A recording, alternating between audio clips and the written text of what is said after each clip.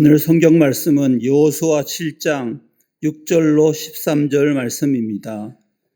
여호수아가 옷을 찢고 이스라엘 장로들과 함께 여호와의 궤 앞에서 땅에 엎드려 머리에 티끌을 뒤집어 쓰고 저물도록 있다가 이르되 슬프도소이다 주 여호와여, 어찌하여 이 백성을 인도하여 요단을 건너게 하시고 우리를 아모리 사람의 손에 넘겨 멸망시키려 하셨나이까.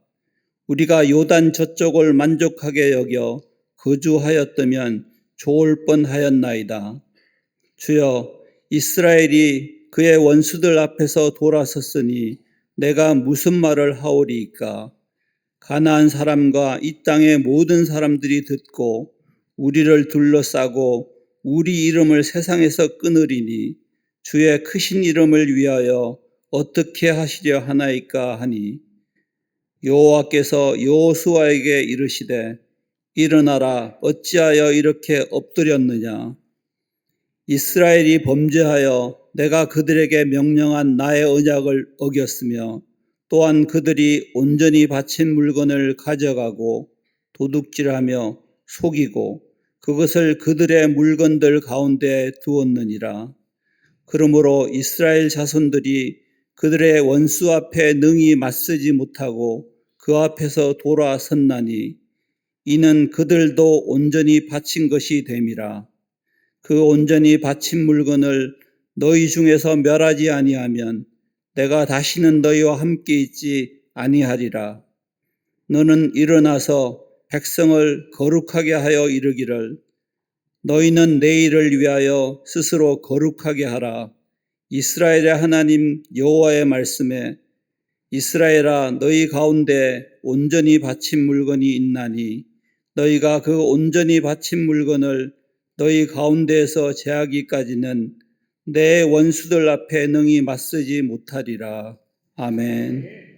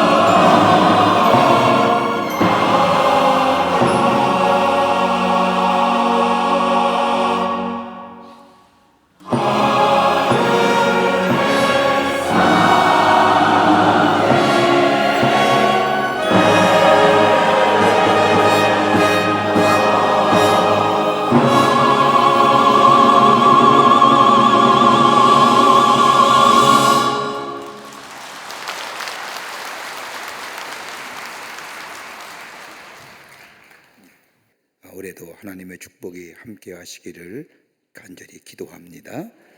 은혜 받았습니다.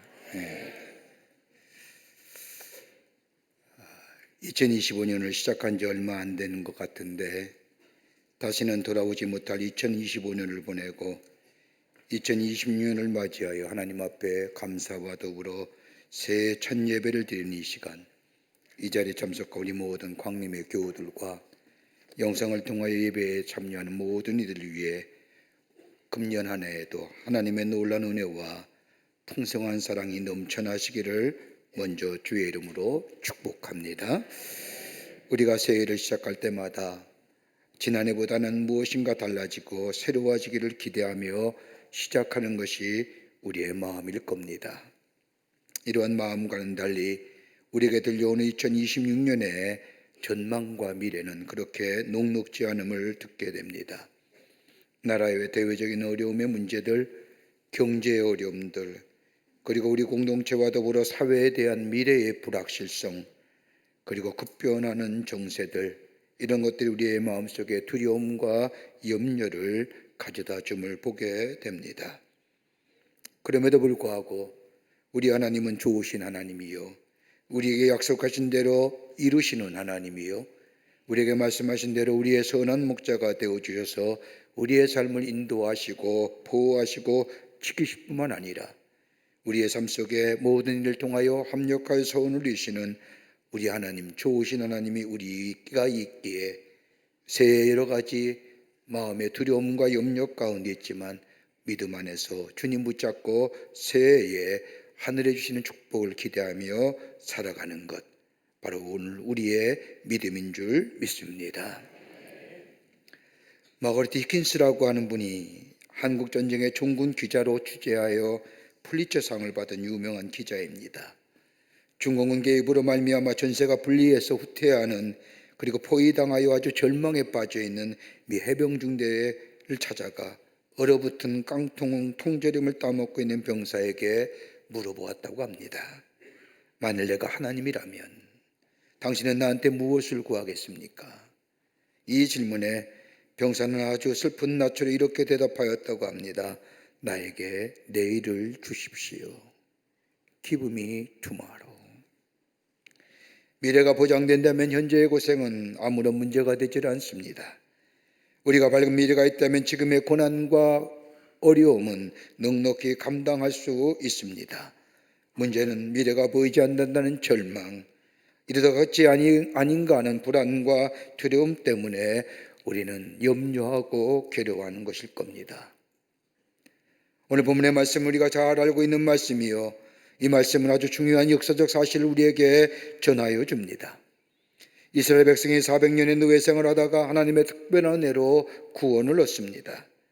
바로의 강팍한 마음을 10가지의 재앙을 통하여 저를 굴복시키시고 하나님의 약속의 땅으로 이스라엘 백성을 이끌어내십니다. 하나님의 약속의 땅이 가나안 땅을 향하여 가는데 홍해를 건너 광야를 거쳐 이제 요단강을 건너야만 하는데 그들의 경건성과 이스라엘 백성의 거룩함이 하나님의 기대에 미치지 못하자 하나님은 저들을 다시 해안을 거쳐서 광야로 들어가게 하시어 40년 동안 훈련받게 하십니다.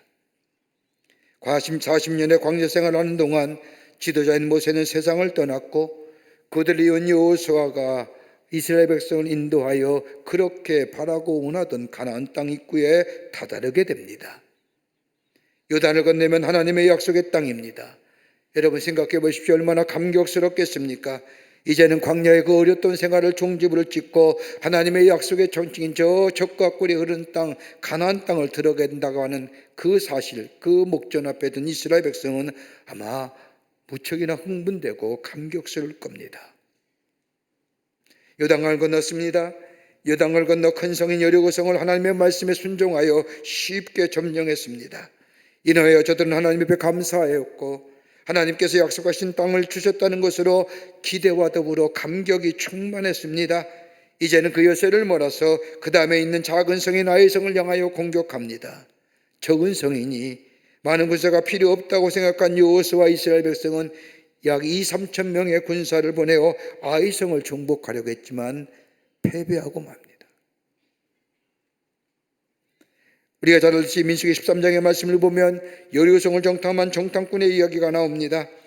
여리고성을 정탐한 정탐꾼들의 보고에 의하면 저 여리고성은 엄청나게 높은 성벽과 기골이 장대한 네피림 사람들이 사는 곳이요, 저들에 비하면 우리는 메뚜기와 같고 우리는 저들의 밥이라고 고백했던 그 정탐꾼의 고백, 그 여리고성 엄청난 성도 하나님의 도우심으로 정복했는데 그에 비해 보잘것없는 적은 성 아이성 전투에서 무려 36명이 죽고 3,000명의 이스라엘 군사들은 벌벌벌 떠면서 후퇴하고 만 겁니다.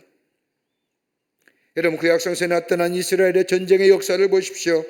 여러분, 전쟁에서는 승리도 있고 패배도 있지만 이스라엘의 전쟁은 하나님께서 하시는 전쟁이기에 패배란 없습니다. 이스라엘 군대가 강하고 훈련이 잘된 정예의 군사들이기에 승리하는 것은 아닙니다. 하나님이 함께 하시는 전쟁이기에 승리가 저들에게 보장되어 있습니다. 함께 하시는 하나님, 애굽에서 인도하여 내신 하나님, 저 광야에서 수많은 능력과 역사를 보이셨던 하나님, 그 하나님이 함께 하시는 전쟁인데 저 여리고성도 무너뜨렸는데 아이성에는 패배하고 만 겁니다. 위기 중에 위기입니다. 답답하고 괴로운 나머지 여호수아 장로들은 하루 종일 하나님의 법궤 앞에서 엎드려 통곡합니다. 어찌하여 이런 일이 있을 수 있습니까? 어찌하여 우리에게 이런 일이 일어날 수 있습니까? 그 슬픔이 얼마나 컸으면 왜 이런 일이 일어날 줄 알았더라면 왜 우리를 요단 건너서 왜 아모리 사람들을 멸절케 하시고 여기까지 인도하여 내셨습니까? 절망에 찬 몸부림의 소리입니다. 이러한 내일이 보이지 않는 절망과 좌절 가운데 여호수아와 이스라엘 백성에게 하나님은 나타나여 말씀하십니다. 오늘 본문의 말씀을 보면 어찌하여 이렇게 엎드려져 있느냐? 네가 엎드려 있다고 해결되느냐? 운다고 해결되느냐? 통곡한다고 문제가 해결되느냐? 그렇다고 내일이 열려지느냐? 라고 말씀하시며 패전의 원인은 내게 있는 것이 아니라 너희 속에 있느니라, 너희 가운데 있느니라고 말씀하시며 스스로 성결케 하여 내일을 기다리라고 말씀합니다. 위기와 절망에 빠진 여호수아, 내일이 보이지 않습니다. 아무리 생각해도 어떻게 이 난관을 극복해야 할 수가 없습니다. 소망이 없습니다. 절망과 좌절, 보이지 않는 내일 속에 있는 여호수아와 이스라엘 백성에게 하나님은 7장 13절에 와서 내일을 기다리라고 말씀하십니다. 내일은 나에 속한 것이고 너희가 얻어지는 것이 아니라 내가 너에게 줄 때만이 내일이 열려질 것이고, 그러니 조용히 기다리라고 하나님은 이스라엘 백성과 여호수아에게 말씀하십니다. 한 해를 시작하면서 기대와 소망 가운데 시작하는 올 한 해, 그러나 한 해를 시작하면서 우리 마음속에는 막연한 두려움과 염려와 그리고 무거운 짐을 가지고 시작합니다. 그러나 오늘 저 이스라엘 백성에게 하나님께서 말씀하신 것처럼 조용히 기다리라, 그리하면 내가 너희에게 내일을 줄 것이라고 말씀하시면서 내일은 너에 속한 것이 아니라 내게 속한 것이라고 말씀하시는 이 말씀, 정녕 내일이 나의 것이 되기 위해서는 우리의 삶에, 우리의 믿음의 자세가 어떤 믿음의 자세로 올해 안에 살아가야 할까요? 하나님이 우리에게 약속하신 이 내일이 우리에게 있어지려고 하면 우리의 삶 속에 어떤 결단이 있어야 될까요? 오늘 본문의 말씀을 통해서 함께 말씀을 나누며 은혜 나누기를 원합니다. 첫째는 다름이 아니라 하나님의 말씀에 전적인 순종이 있어야 합니다. 들려오는 하나님의 말씀에 순종할 때에 내일이 우리에게 열려집니다. 여러분, 오늘 본문의 말씀을 자세히 보십시오. 아이성 전투의 패배의 원인이 무엇일까요? 하나님께서는 여리고성을 함락시키기 전에 이스라엘 백성에게 말씀합니다. 그 말씀이 여호수아 6장 17절과 18절에 기록되어 있습니다. 이 성의 모든 물건을 여호와께 바치되 라고 말씀하시면서 너희 바친 물건을 스스로 삼가라. 그것을 바친 후에 그 바친 어느 것이든지 취하면 이스라엘 진으로 빚받침이 되어 화를 당케 할까 두려워하노라. 여리고성을 함락시켰던 이스라엘 백성, 아이성이야 적은 성입니다. 아무것도 아닙니다. 근데 오늘 본문의 말씀을 보면 이스라엘 백성은 저 아이성의 전투에서 패배하고 맙니다. 그 패배의 원인은 다른 것이 아니라 하나님의 말씀에 대한 불순종이었습니다. 이스라엘 백성의 승리의 비결은 다른 게 아니라 말씀의 순종입니다. 저들의 강력한 무기나 강력한 군대가 전쟁을 승리로 이끄는 것이 아니라 이스라엘 백성의 전쟁의 승리는 전적인 하나님의 말씀의 순종이었습니다. 여러분, 여리고성의 함락을 보십시오. 크고 견고한 성입니다. 난공불락의 성입니다. 여리고성에 정탐한 정탐꾼들의 보고를 들어보면 강한 성읍이요, 견고한 성읍이요, 우리는 그들에 비하여 메뚜기가 같고 우리는 그들의 밥이라고 할 정도로 도무지 이길 수 없는 상대였습니다. 그러나 하나님께서 이스라엘 백성에게 명령하십니다. 하루에 한 바퀴씩 돌되 마지막 일곱째 날에는 일곱 바퀴 돌라고 말씀합니다. 인간의 생각이나 인간의 이성이나 인간의 경험에 도무지 말도 안 되는 얘기입니다. 그러나 하나님의 말씀하시기에 순종하여 하루에 나아가 한 바퀴 돌고 들어옵니다. 그 다음에 나아가 두 바퀴 돌고 옵니다. 이렇게 일곱째 날까지 한 바퀴 돌다 마지막 날은 말씀대로 일곱 바퀴를 돕니다. 아마 그러지 않았을까요? 한 바퀴 돌고 하나님이 말씀하셨기에 한 바퀴 돌았으니 성이 좀 금이나 좀 갈 수 있을까? 만져보진 않았을까요? 그러나 말씀에 따라 순종합니다. 그 순종의 결과 여리고성이 무너집니다. 놀라운 기적의 역사를 경험하게 됩니다. 여러분, 하나님의 말씀에 순종하는 자의 하나님의 역사가 일어납니다. 때때로 우리의 삶 속에 일어나는 사건과 일들을 보면 우리의 이성과 경험을 가지고는 이해가 되지 않습니다마는, 그러나 믿음을 가지고 하나님의 말씀에 순종하고 주 말씀 따라 나아가게 될 때에 우리가에게 일어난 일들과 사건이 해석되어지고 이해가 되어지는 것입니다. 거기에 의미가 새롭게 다가올 뿐만 아니라 이런 자에게 미래가 열려지며 내일이 기다려집니다. 오늘 이스라엘 백성의 문제는 뭐예요? 말씀의 불순종입니다.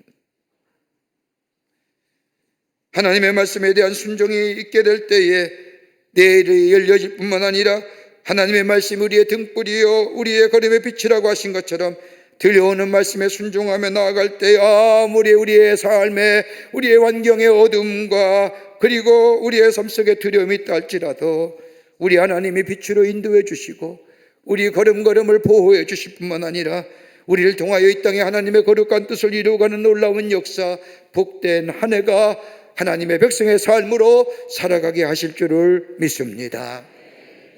말씀을 들어야 됩니다. 진리 따라가는 거예요. 두 번째로는 내 안에 탐심을 제거해야 됩니다. 내일을 기다릴 수 있는 자는 내 안에 탐심이 제거될 때에 비로소 내일이 우리에게 있어지게 됩니다. 오늘 본문의 말씀을 보십시오. 이스라엘 백성이 저 아이성의 전투에서 패배한 이유가 어딜까요? 아이성의 사람들이 강해서요? 아닙니다. 성경 말씀을 보면 아이성의 인구는 무려 12,000명밖에 되지 않습니다. 이스라엘 백성의 수는 60만입니다. 숫자로도 믿을 수 있습니다. 그런데 아이성에 있어서의 이스라엘 백성은 패하고 맙니다. 원인이 무엇일까요? 내적인 문제입니다. 성결의 문제입니다. 도덕성의 문제입니다. 신앙의 문제입니다. 오늘 성경의 말씀을 보면 이스라엘 백성의 패한 이유를 구체적으로 하나님은 지목합니다. 다름이 아니라 아간이란 사람이 너희 가운데 있느니라. 아간의 죄를 제목하는 거예요.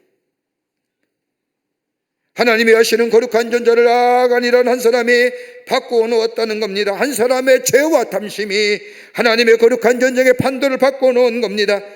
여러분, 여리고성을 반락하기 전에 하나님은 이스라엘 백성에게 여리고성에 들어가서 모든 물건을 절대로 탐하지 말라고 말씀합니다. 그런데 아간이 여리고성에 함락한 후에 성에 들어가 보니 너무너무 좋은 것이 많습니다. 저 시날산의 외투와 은 200세겔과 금 50세겔, 본이 너무 좋아서 이 세 가지만 훔쳐서 숨겨놓았습니다. 역사에 의하면 옛날 사람들은요, 옷 한 벌 가지고 3대를 입었다고 합니다. 시날산에서 외투, 가죽으로 만든 외투, 그거 하나만 있으면 자자손손이 입을 옷입니다. 은 200세겔과 금 50세겔만 있으면 잘 먹고 잘 살 겁니다. 여러분, 전쟁에서의 승자의 논리에 보면 노량물은 전쟁의 승자의 것 당연한 겁니다. 그런데 오늘 성경은 하나님은 뭐라고 말씀하시냐? 21절에 와서 탐심이라고 얘기합니다. 시날산의 내투를 보니 탐심이 생긴 겁니다. 금과 음을 보니 마음에 탄심이 생기는 겁니다. 여러분, 탐심은 뭘 만들어요? 우리 안에 이기심이 만들어지고, 이 이기심이 나의 모든 것을 잊어버리게 합니다. 내가 누구인지, 내가 어디로 가는지, 내가 하나님의 사람인 것조차 잊어버립니다. 내 마음에 탐심이 있으니 하나님의 명령이 잊어버리게 됩니다. 다른 사람과의 관계가 망가집니다. 내가 하나님의 사람이라는 정체성을 잊어버리는 겁니다. 여러분, 창세기 3장의 말씀을 보세요. 아담과 하와가 에덴 동산에서 평화롭게 사는데 뱀의 꼬임을 받아서 선악과를 따먹습니다. 선악과는 뭐예요? 하나님같이 된다고 하는 내 마음속에 탐심과 이기심의 발로지. 그 순간 뭐예요? 죄가 우리 가운데 들어왔고, 죄는 뭐예요? 나와 나 자신과의 분리와 더불어 사랑하는 저 하와의 분리를 가져오는 거예요. 하나님과의 관계성도 단절되는 거예요. 여러분, 내 안에 이기심이 있으면 삶의 의미와 의욕이 고갈되고 삶의 초라해 보이고, 여러분 가만히 보십시오. 내 안에 탐심이 있습니다. 한 물건을 보는 순간 내가 그거 갖고 싶습니다. 탐심에 의해서 그 물건을 내가 취했습니다. 다른 사람과의 관계, 다른 사람의 생각하지 않고 나만을 생각하고 취했는데, 그때에는 내 안에서 그 이기심과 탐심을 기지할지 모르지만 시간이 지난 후에 내 안에 남는 게 뭐예요? 창피함과 수치함과 부끄러움 아니에요?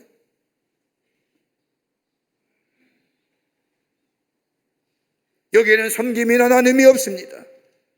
자신만이야 합니다. 여러분, 우리 안에 생겨나는 이기심과 탐심의 원인이 어디 있을까요?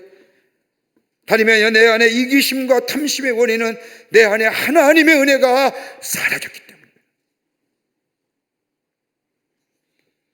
하나님의 은혜가 내 안에 사라졌기에, 하나님의 은혜가 내 안에 있으면 감사가 있습니다. 감격이 있습니다. 이것 보아도 은혜고 저것 보아도 은혜면 그 은혜가 내게 거저 하나님의 전적인 은혜와 사랑, 하나님의 사랑과 하나님께서 자비하심으로 내게 주신 것을 깨닫게 되면 뭐예요? 다른 사람을 향하여 나눔도, 다른 사람을 향하여 섬김도 문제 없습니까?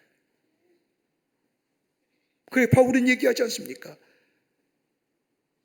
받는 것보다 주는 것이 선하다. 그냥 줘요? 내 안에 은혜가 있어야 돼. 여러분, 우리의 믿음의 생활도 마찬가지입니다.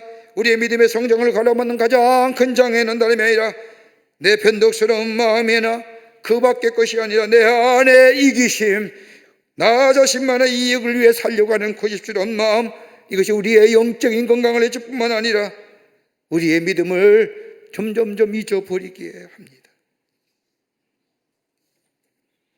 그러나 하나님의 은혜가 우리 안에 넘쳐나게 되면 그 안에 거하는 자, 내 안에 이기심이 사라지고 내 주신 것에 대하여 자족하는 마음과 더불어 만족하는 마음과 더불어 탐심과 욕심을 이길 뿐만 아니라 이 은혜가 내 안에 거저 주시는 하나님의 은혜, 십자가의 은혜를 생각하며 나를 구원하시고 나를 인도하신 그 은혜가 내 안에 넘쳐나는 심령이 될 때에 감사와 감격 속에 그 삶의 생명력의 역사가 있을 뿐만 아니라 다른 사람을 향하여 나눔과 섬김의 손길을 필 수 있는 이런 자가 뭐예요?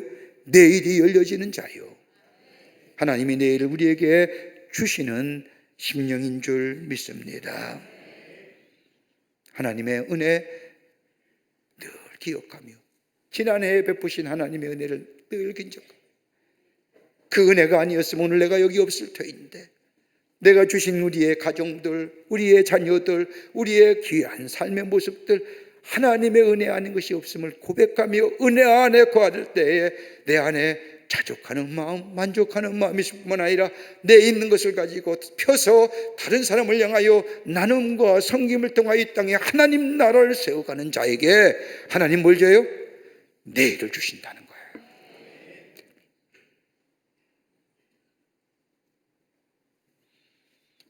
끝으로 정직한 믿음의 사람이어야 합니다. 정직한 믿음으로 내일을 기다릴 줄 아는 사람, 여기 하나님은 내일을 열어주십니다. 오늘 여호수아 7장 21절의 말씀을 보면 여리고성에서 신할산 외투와 은 200세겔과 금 50세겔을 가져오 나가는 것을 숨겼다는 겁니다. 사람의 눈을 의식하여 땅에 숨겨놓았다는 겁니다. 숨겨놓았다는 것은 은폐했다는 것이요, 정직하지 못한 모습이에요. 정직성의 문제예요.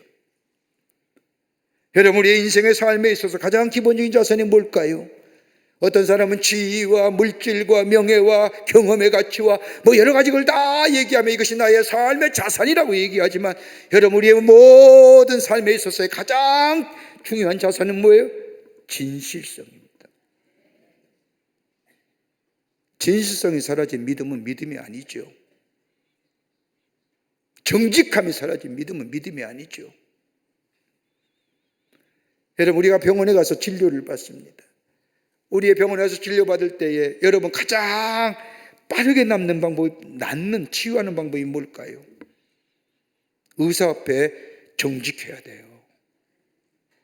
의사 앞에 숨기면 치유함이 없어요.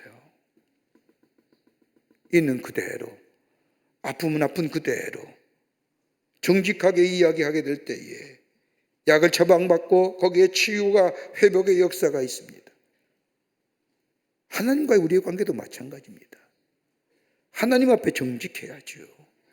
하나님 앞에 진실한 믿음의 사람이 돼야죠.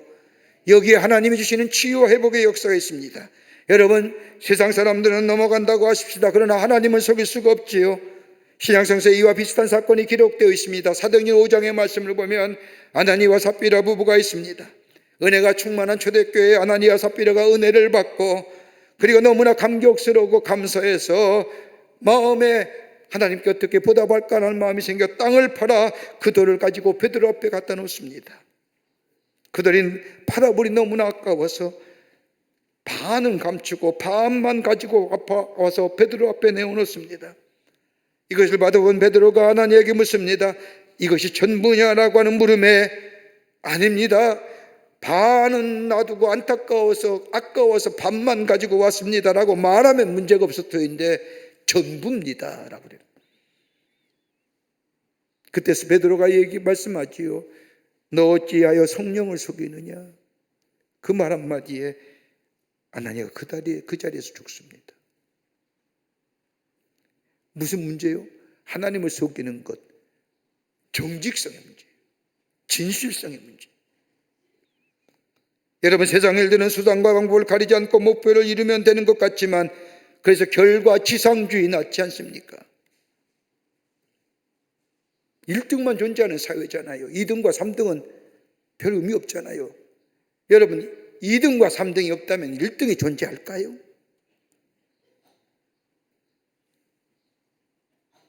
여러분, 기독교의 신앙의 가치는 목표를 이룬 것이 중요한 것이 아니라 어떠한 방법으로 목표를 이루었느냐, 과정이 중요한 거예요.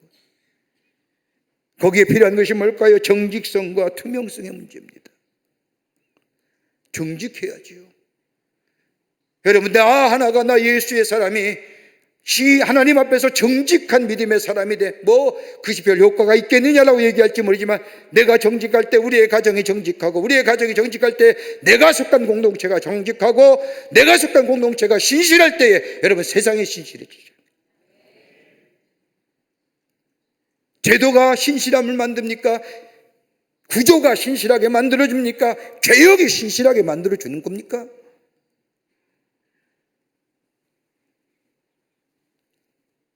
우리의 신앙생활도 마찬가지지 않습니까? 하나님 앞에 정직해야 됩니다.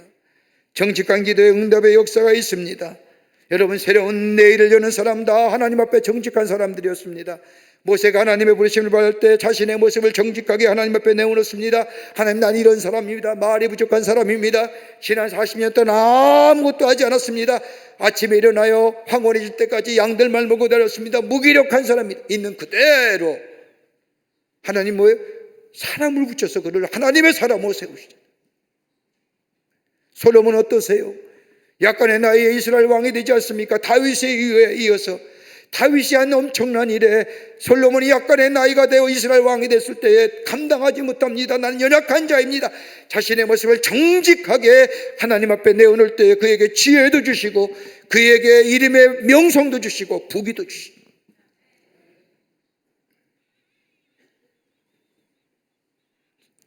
이스라엘 백성의 아이성 전투는 뭐예요? 정직하지 못한. 하나님 앞에 정직하게 될 때에 새로운 능력을 경험하게 되며 내일이 열려지며 그 안에 하나님의 놀라운 역사를 통하여 나라는 존재가 하나님의 사람으로 새롭게 세워지는 역사가 있게 됩니다. 우리가 잘 아는 찬송가 86장의 말씀에 나의 참 좋은 친구 예수란 찬송가가 있습니다.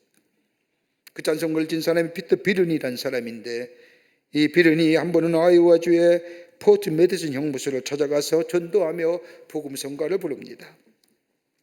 그때 부른 성가의 제목이 날개가 상한 새는 날 수 없습니다라는 노래였습니다. 이 노래를 듣는 한 죄수가 슬픈 얼굴을 하고 이 피터 비른을 찾아와서 묻는 겁니다. 날개가 상한 새는 영영 날 수가 없는 겁니까? 이러한 죄수의 질문에 비른은 아무런 대답을 하지 못합니다. 그리고 집으로 돌아오는 길에 이 죄수의 질문이 이 비류의 마음을 계속 두드립니다. 날개가 상한 새는 영영 날 수가 없는 겁니까? 그러면서 이 비른이 하나님 앞에 계속해서 질문을 던져봅니다. 하나님, 날개가 상한 새는 정말 날 수가 없는 겁니까? 그러면서 슬픈 죄수의 얼굴이 지나갑니다. 그런 가운데 이 비른의 마음속에 깊은 은혜가 다가와 그 은혜에 의해서 노래를 다시 만듭니다. 그때 그 노래가 다름이 아니라 예수께로 가면 어떤 죄도 용서받을 수 있습니다. 예수께 맡기기만 하면 실패와 각오도 새로워집니다. 주님의 사랑에 그대를 맡기십시오. 그러면 그대의 날개는 새로워지고 높이 높이 푸른 하늘을 나를 수 있을 겁니다. 이 노래를 부르면서 이 노래를 만들어 다시금 아이오와주의 포트 메디슨 형무소를 찾아가서 노래를 부르며 간증을 합니다. 이전에 넣을 때는 날개가 상한 새는 날 수 없습니다 노래를 바꾸어서 예수님께 맡기십시오. 예수님께 나오십시오. 예수님께 사랑에 기대십시오. 그러면 여러분의 각오가 새로워지고 날개가 새로워지고 높이 높이 하늘을 날 수 있습니다. 많은 사람은 죄수들이 은혜를 받았습니다. 그 후 20년이 지났습니다. 어느 날 한 교회에서 간증 집회를 하는데 정복을 입은 미군 대령이 이 비린 앞에 찾아와서 인사를 하는 겁니다. 그리고 얘기합니다. 저는 20년 전에 저 잘못을 하여 포트 메디슨 형무소에 들어갔는데 그때 당신이 나에게 와서 날개가 상한 새는 영영 날 수가 없습니다라고 찬송 부를 때 내 마음이 얼마나 상심이 됐는지. 그런데 그 다음에 당신이 와서 부른 찬송가 예수께로 가면 어떤 죄도 용서받을 수 있습니다. 예수께 맡기기만 하면 실패가 각오도 새로워집니다. 주님의 사랑에 맡기십시오. 그러면 그대의 날개는 새로워지고 높이 높이 푸른 하늘을 날 수 있습니다라는 찬송을 부르며 내게 큰 힘이 됐습니다. 그리고 내가 새로워졌습니다. 지금은 나라를 위해서 일하는 군인으로 살고 있습니다. 정말로 감사합니다 라고 고백했답니다. 여러분, 상한 날개로는 날 수가 없습니다. 우리의 날개가 치유받아야 날 수가 있습니다. 우리를 향한 하나님의 성품은 자비하심과 신실하심입니다. 그리고 우리에게 새로운 미래를 열어줄 뿐만 아니라 내일을 준비하고 기다리실 분이 우리 하나님이십니다. 내일은 주님의 것입니다. 주님이 여셔야만이 내일이 우리에게 열려집니다. 다름 아닌 주님과 함께 들려오는 주의 말씀에 순종하며 내 안에 이기심과 탐심을 성령의 은혜 안에서 재워봐야 하고, 그리고 하나님의 말씀에 순종할 뿐만 아니라 정직한 자의 모습으로 신실한 믿음의 걸음을 걸어가게 될 때에, 코람테오의 신앙을 가지고 나아갈 때에 내일은 열려지고 우리 안에 하나님이 주시는 약속의 성취와 더불어 복된 인생으로 걸어가게 될 줄 믿습니다. 이런 믿음의 걸음을 걸어가시는 여러분과 저와 되시기를 주의 이름으로 축원합니다. 하나님 감사합니다. 저희들 주께 사랑해 주셔서 하나님의 자녀 삼으심에 감사합니다. 2020년 한 해 새롭게 시작합니다. 왠지 우리의 마음에 두려움과 염려가 있음을 주님 앞에 고백합니다. 그러나 주님이 내일의 주인은 주님이시요 주님이 여실 때만이 내일이 우리 가운데 있는 줄 믿사오니 들려오는 주의 말씀에 순종하게 하시고 우리의 이기심과 탄심을 은혜 안에서 내려놓게 하여 주시며 신실한 자의 모습으로 아버지의 주의 손잡고 걸어가는 저희가 되게 하여 주셔서 내일이 우리 가운데 임하며 그로 인하여 우리의 삶 속에 주의 주시는 축복 안에서 풍요로움과 은혜와 사랑과 자비가 넘쳐나는 복된 백성의 삶 되게 하여 주시옵소서. 성령이 도우실 줄 믿으며 예수님의 이름으로 기도하옵나이다. 아멘. 지금 우리 주 예수 그리스도의 크신 은혜와 하나님 아버지의 한량없으신 사랑하심과 성령님의 인도하심이 2026년 새해 첫 주일 우리의 마음과 정성을 하나님 앞에 예배하며 주신 말씀 마음에 새기고 저 세상에 나가 말씀에 순종하며 신실한 믿음의 사람으로 이기심과 탄심을 은혜 안에서 내려놓고 주를 따라가 아버지 주께서 약속하신 것처럼 내일을 기다리며 내일을 열어가는 그 놀라운 축복을 누리는 삶으로 살아가기로 결단하고 성전을 나시고 저 세상을 향해 나아가는 우리 모든 사랑하는 광림의 권속들과 영상을 통하여 예배에 참여한 모든 이들 위해 주께서 지금으로부터 영원토록 함께 하시기를 간절히 축원하옵나이다. 아멘. 조신 하나님, 조신 하나님, 참 조신 나의 하나님,